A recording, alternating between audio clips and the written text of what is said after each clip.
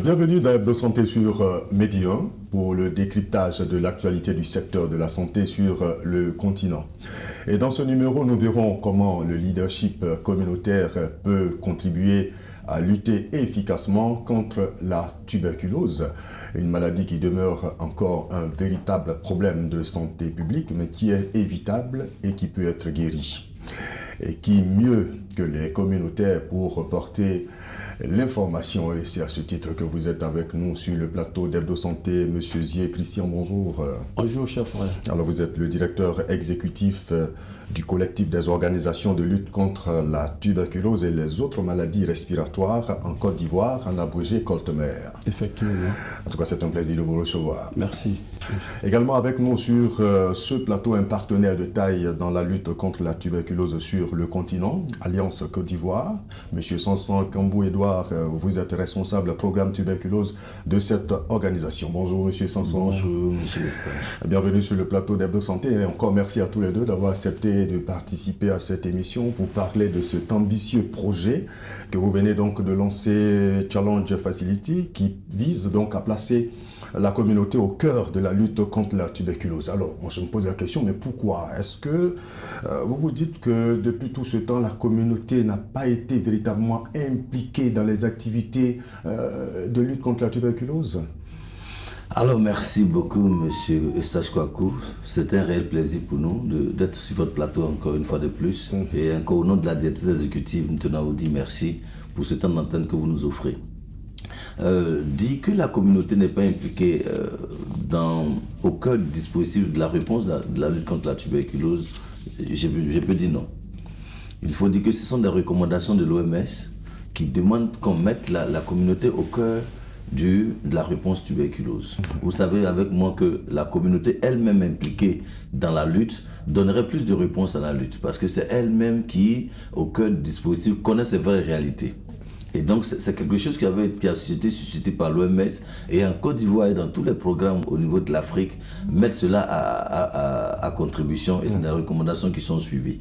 Donc, dans les pays africains, comme en Côte d'Ivoire, la communauté est placée au cœur du dispositif. A toujours été au cœur du dispositif. A toujours été au cœur du dispositif. Depuis, en Côte d'Ivoire, c'est depuis l'an 2000. Que la lutte est vraiment centrée sur la communauté en tant que telle. Mais il faut dire que la lutte contre la tuberculose en Côte d'Ivoire a été la question de la communauté depuis après les indépendances, avec le Comité national de lutte contre la tuberculose, CNACI. Mais pourquoi mettre l'accent là-dessus à travers un projet? Alors, à travers ce projet, Challenge Facility, qui est né d'une volonté de Stop TB Partnership, qui est un partenaire international de l'ONU, est pour eux de donner vraiment la voix à la communauté elle-même. Parce que quand on parle de communauté, c'est qui dans la lutte contre la tuberculose? C'est les anciens patients qui ont été malades de la tuberculose, qui ont connu le parcours de soins et qui sont eux-mêmes des personnes qui doivent être au cœur de la réponse. Parce que qui est mieux situé que ce patient qui a déjà goûté le traitement, qui a déjà vécu tout le parcours, toute la stigmatisation, tous les défis liés à la tuberculose, de venir être au cœur du dispositif pour faire entendre sa voix aux décideurs politiques, aux gouvernants, aux autorités, pour leur dire voici nos défis et nous voulions que vous venez nous aider. Et qui est encore mieux placé pour aller encore informer cette communauté, la communauté en général, pour leur expliquer la tuberculose, pour leur expliquer les symptômes, pour leur expliquer qu'est-ce que le traitement, comment le traitement se prend. Qui plus est encore est bien placé pour aller mobiliser des ressources auprès des partenaires. Ce sont ces patients-là. Et donc, nous, avec Stop TB Partnership, c'est de leur donner cette voix, de les renforcer en capacité à travers ce projet Challenge Facility pour qu'ils puissent mieux exprimer leur voix, pour que la population puisse comprendre vraiment les défis auxquels la tuberculose fait face. Alors, Monsieur Zier, dites-nous, dans vos rangs, vous en tant qu'organisation communautaire, on retrouve effectivement ces anciens patients guéris. Et qui d'autre encore dans vos rangs? Merci bien. Je voudrais d'abord dire que le leadership communautaire dont on a besoin actuellement, c'est un leadership fort qui est axé sur des objectifs clairs et une vision claire. Et c'est à cela, du moins, si je dirais, que le collectif des organisations de lutte contre la tuberculose s'attelle depuis un bon bout de temps. Et notre objectif au niveau du collectif des organisations de lutte, pour pouvoir renforcer ce leadership communautaire, nous sommes en train d'associer et d'impliquer considérablement les anciens malades les anciens malades guéris de la tuberculose, qui sont aujourd'hui 4 associations.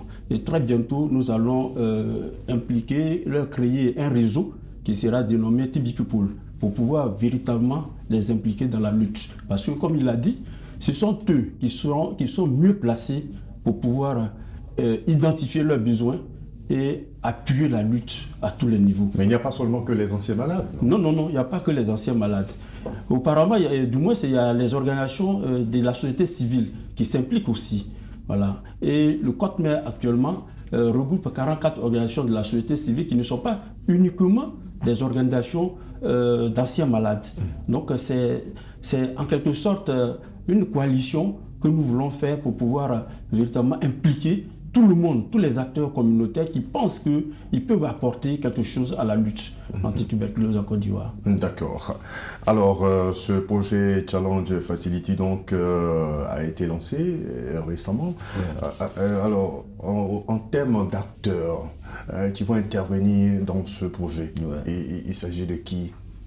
Alors, dans ce projet, on a noté donc les anciens malades, on a noté donc les communautaires. C'est ça. Mais on a vu également qu'il y a des grandes figures, des leaders communautaires qui sont associés à ces projets. Donc, comment ça va se traduire comment? Alors, il faut dire que le projet, comme vous l'avez dit, implique plusieurs communautés.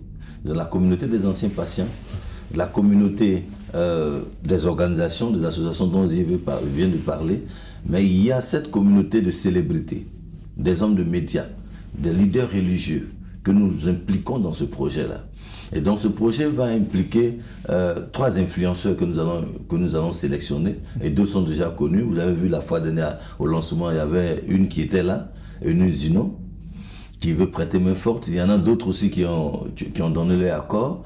Et au niveau aussi des célébrités, vous avez vu Zoromac, ancien footballeur, très connu, qui aussi donne sa voix. Vous avez Zongo, vous avez Seri et Sori qui sont associés. Donc nous, on veut aller au-delà, utiliser ces célébrités, utiliser ces influenceurs pour qu'ils puissent porter leur voix là où nous, en tant que communauté, on ne peut pas arriver.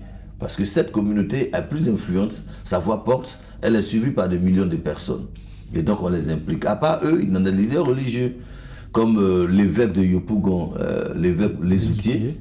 Vous avez l'imam Sissé Kikiba, vous avez le pasteur Alexandre Amazou. Donc on a ratissé l'âge dans toutes les communautés, toutes les congrégations religieuses, afin que ceux-là aussi, par leur voix, puissent nous aider à porter la lutte, à porter une réponse vraiment centrée sur la communauté elle-même.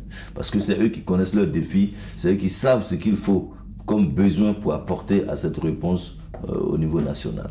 Alors, parlons donc de personnes bien connues, de célébrités, d'artistes. Justement, lors du lancement, vous en avez donc donné une idée et on va le voir ensemble maintenant dans cet élément. Ouais, jamais, non, jamais. Déjà là, toi, tu viens dans le temps. Quand tu coupes ça dans ton nom, tu dit qu'il y a quoi? Attends, non, c'est moi qui ai changé le bagage. T'as raison, Chaouyad. Je suis trop fatigué, il n'y a pas de somme. J'ai dîné si n'attends qu'un marin. Alors, tu es malade? Non. Tu n'es pas malade? C'est piri tout que c'est là, mais voilà. Ce n'est pas maladie. C'est pour que ça me laisse apprendre. Il faut que tu aies changé comme on a dit ici. Il faut faire ça chap. Tout le monde est en train de prendre l'an pour nous laisser. Il faut appeler là-bas. Jamais.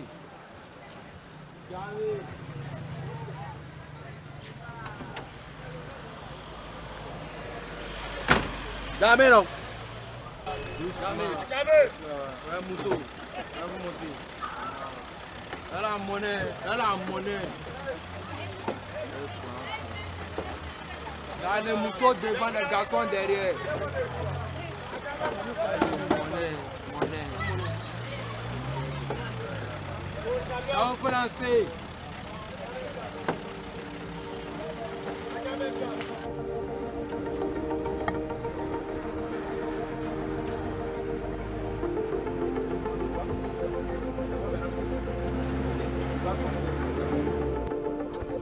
Quel arrêt? Et toi, tu bois tes matins là, puis tu ne payes pas pour moi, quoi. C'est toi, tu connais l'enfant de les matins, quoi. Ah, Chao, c'est vrai de jeunesse, tu connais. Moi, quand on allait, on peut en revenir à la gare, il paye 2 thés pour toi.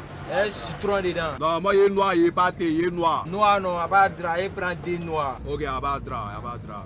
500 000 francs, 2000 à bas monnaie. Il finit au palou. Il est fatigué.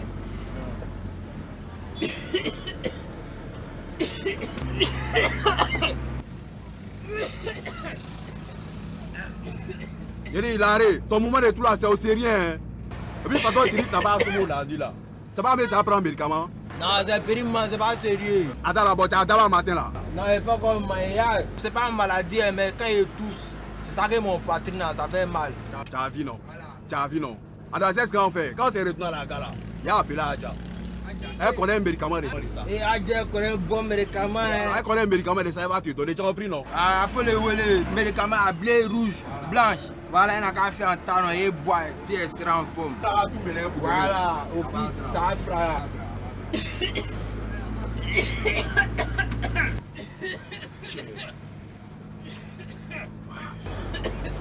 Ah, chauffeur, Ouais, qu'est-ce qu'il y a? c'est pas mieux, tu vas envoyer ton apprenti à l'hôpital. Ça là, ça ressemble à la tuberculose, hein. Toi, tu es docteur. Faut que tu aies parlé, tu es docteur. Là, mon lit là. Il y a ton maudit, le docteur. Il y a Malta, mais tuberculose. Faut lui parler. 250 kilos. Il y a l'arrêt. S'il a parlé 2 fois encore, il n'a qu'à descendre. S'il parle 2 fois encore, tu les fais descendre. Faut parler 2 fois, t'as descend. Faut parler. T'as parlé 1 fois, faut mettre 2 fois dessus. Ah, parlé, Jamais.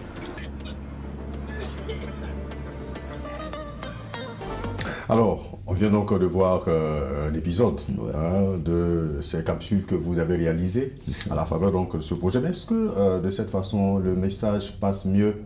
Est-ce que vous arrivez à quantifier l'impact de ce qui est dit? Oui, il faut dire que le message passe parce qu'on veut embrasser l'âge. Vous voyez bien, on a plusieurs types de célébrités. Ces célébrités sont des personnes qui interagissent dans nos jargons et donc ils touchent une large population. Et donc c'est plus pour les transporteurs. Vous voyez, donc le message sera plus porté vers les transporteurs qui aujourd'hui n'ont pas connaissance que les voitures climatisées, les autres moyens de transport sont aussi des facteurs de propagation de la tuberculose. Et donc c'est un message comme ça qu'on les porte. Mais déjà, c'est sur les réseaux sociaux que nous travaillons plus avec ces genres de capsules. Et donc ce sont des personnes qui ont plus de 2 millions de vues. Voilà, Série et Souris, ils ont plus de 2 millions de vues sur leur page. Et donc, passer sur les pages, vous voyez combien l'impact de toucher les personnes.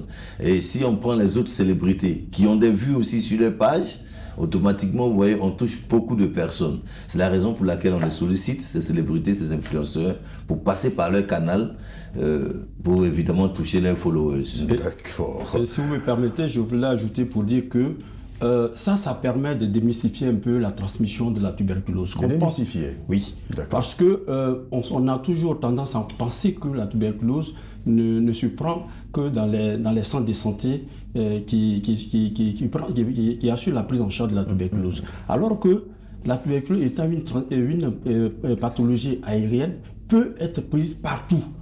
Vous voyez, voilà quelqu'un qui tousse dans un véhicule. Dans un transport en commun. Voilà, en commun, qui a des secours, un apprenti.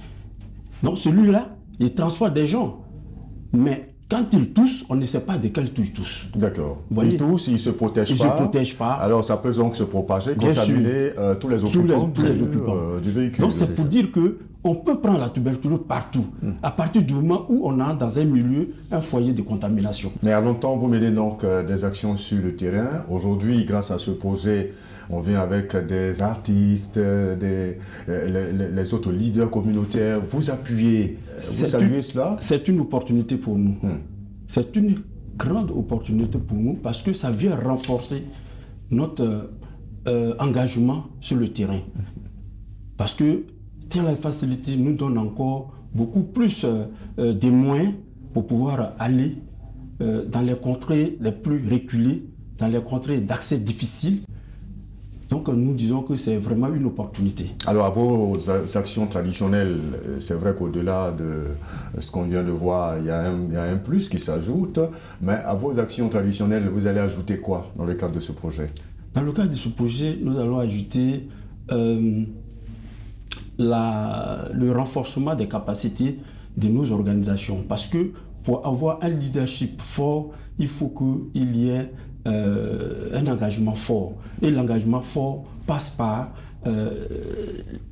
la formation passe par l'éducation de ces acteurs qui interviennent sur le terrain pour qu'ils maîtrisent mieux les messages de sensibilisation. Donc nous pensons que, comme je l'ai dit tantôt, Challenge Facility vient véritablement renforcer notre engagement à pouvoir répondre aux besoins, en tout cas de la population sur le terrain, en termes de suivi communautaire, en termes de sensibilisation, etc. Donc c'est vraiment une opportunité pour nous. Alors je voulais ajouter à cela pour dire que Challenge Facility, c'est un nouveau mécanisme pour permettre à la communauté de se renforcer. Et ce mécanisme est né depuis la réunion de haut niveau UNHLM 2018, où les gouvernements ont pris des engagements.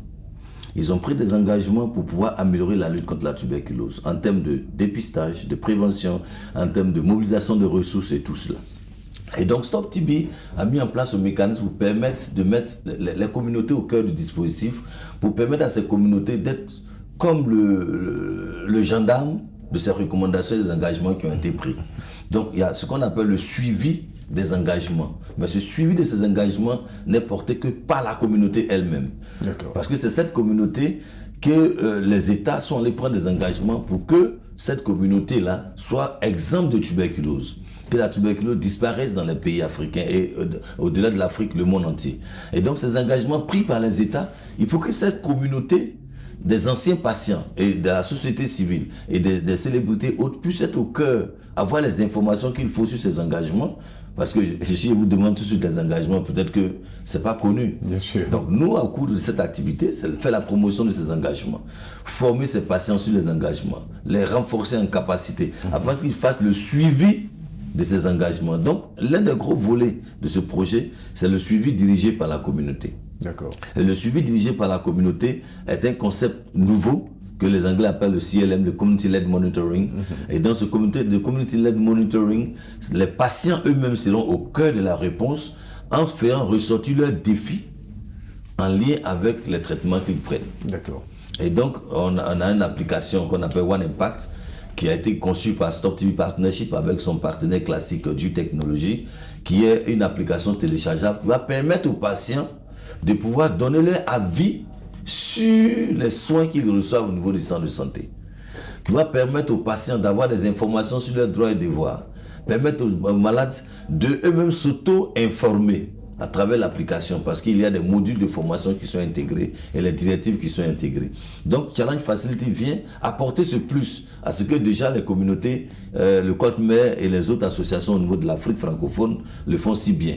Donc voici quelque chose de nouveau qui va être fait. Donc ces célébrités et autres vont faire aussi la promotion de l'application, de sorte que tous les patients puissent le télécharger, la communauté puisse télécharger l'application et pouvoir donner leur avis sur les traitements, la prévention, tout ce qui est fait au niveau de la prise en charge de la Alors je vous prends au mot, vous avez parlé donc de l'Afrique francophone tout à l'heure, le projet va s'étendre dans plusieurs pays africains? Oui, le projet couvre 7 pays pour le moment, 7 pays francophones. Parce qu'il faut dire qu'au niveau francophone, il y a une dynamique qui a été mise en place qu'on appelle Draft TB, dynamique régionale de l'Afrique francophone contre la tuberculose, qui regroupe 15 pays. Mais malheureusement, avec les fonds qui se sont amenuisés, il y a 7 pays qui bénéficient de cette subvention-là grâce au leadership, au plaidoyer de Draft TB. D'accord.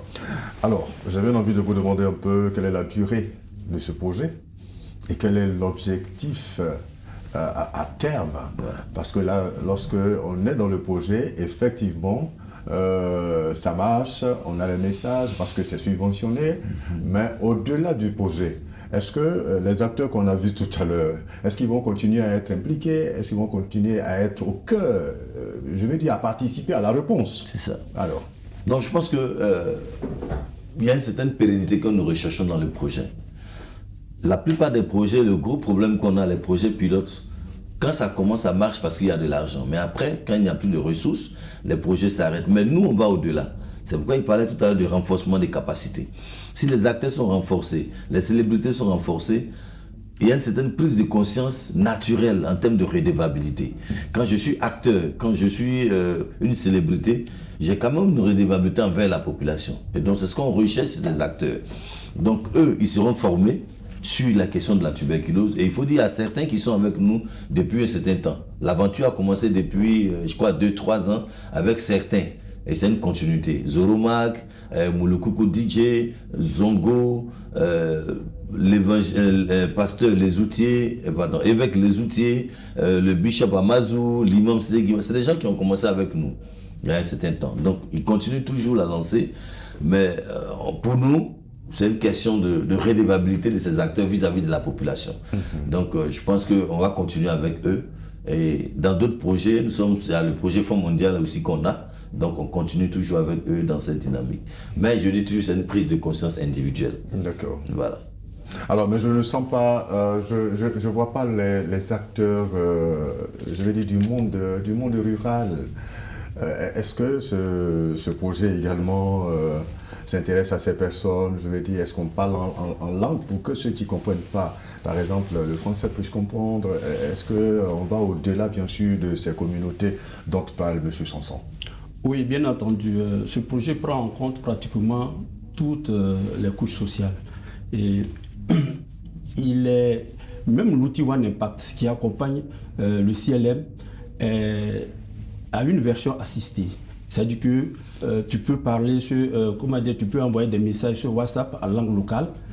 Mais plus, nous avons essayé de former, je crois, des